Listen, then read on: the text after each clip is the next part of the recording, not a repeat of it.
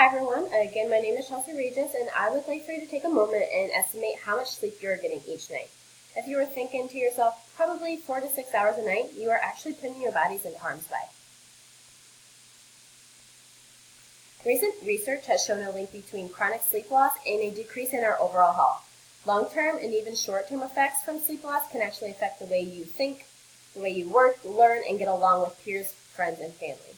Research conducted by the CDC estimated that 50 to 70 million Americans suffer from chronic sleep disorders and that 40% of adults report that they have fallen asleep during the day while performing important tasks. This just shows the epidemic of sleep deficiency in the United States.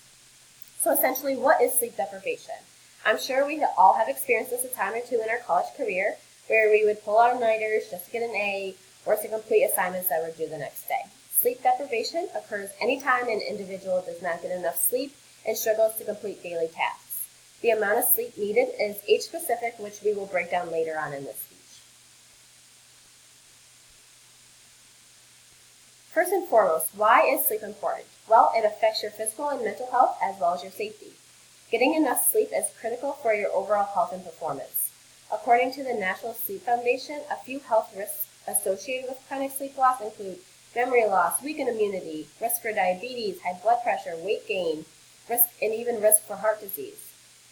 You can see other health-related issues from the picture on the left-hand side too. I'm just going to go into detail on a few of these risk factors just due to time. For memory issues, so of course this is important for us college students. When our body is in a deep sleep mode, your brain electrical activity starts to perk up. This allows your brain to form connections and process important information that you have learned throughout the day.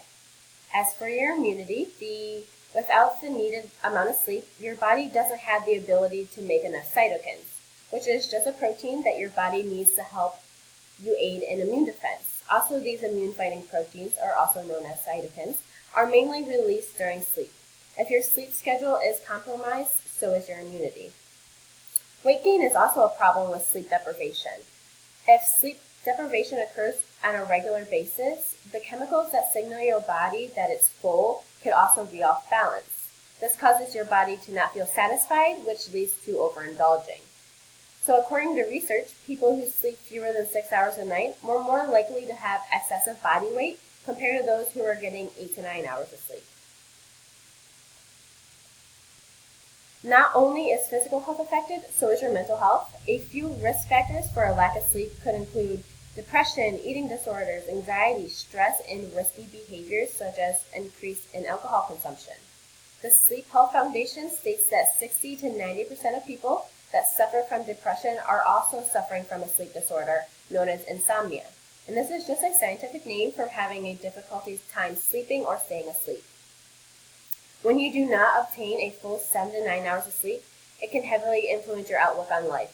It can affect your motivation, your energy level, as well as your emotional state. So when a person feels mentally imbalanced, it can also make them feel more vulnerable. This increases anxiety, so as you can see, sleep deprivation just causes a snowball effect. Safety. Have you ever heard of the saying that driving while sleeping, being sleep deprived is just as bad as drinking and driving? Well, it's actually true. According to research conducted by the National Sleep Institute, the CDC, and the National Highway Traffic Safety Administration, being awake for 18 hours is like driving with an alcohol blood concentration of 0.05. Just for reference, 0.08 is considered drunk.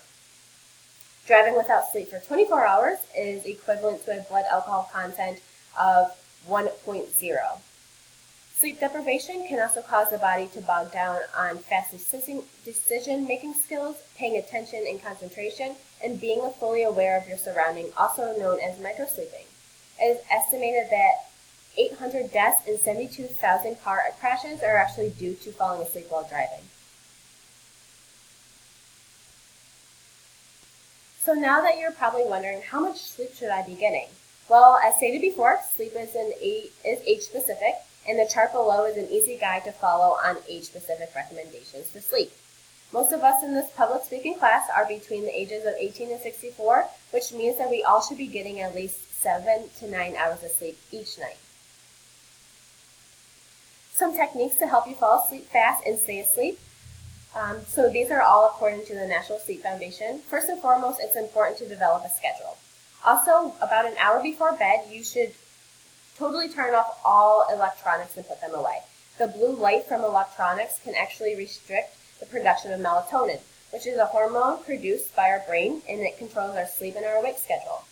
Also, you should limit the daily use of caffeine. These drinks boost our adrenaline and actually block the sleep-inducing chemicals such as melatonin. And then finally, practice some meditation and just relax your body. Again, my name is Chelsea Regis, and there is no question that the importance of a healthy sleep pattern will help aid you in performance and quality of life.